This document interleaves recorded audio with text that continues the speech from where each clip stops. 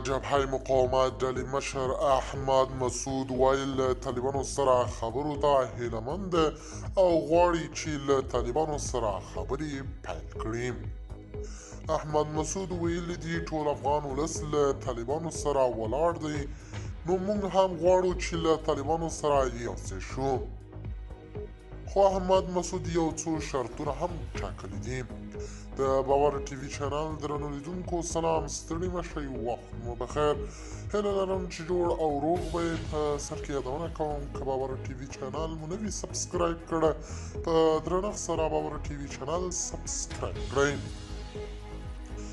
د اسلامي امارت د مخالفي وسلوالې ډلې مشر احمد مسعود وایي هیله مند دی چې له طالبانو سره په سوله ییزه خبرې وکړي.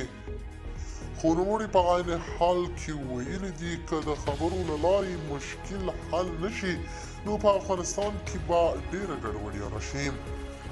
احمد مسعود چې د پخواني جهادي قومندان احمد شاه مسعود زوی دی، په پنجشیر ولایت کې له خپل مرکز رویټر خبري اژانس ته په تلیفوني مرکه کې ویلي دوی غواړي طالبان په دې پوه شي چې خبرې د پرمختګ یو مزینه لاره ده او ټینګار یې وکړ چې جګړې بیا پیل هیڅ نه غواړي.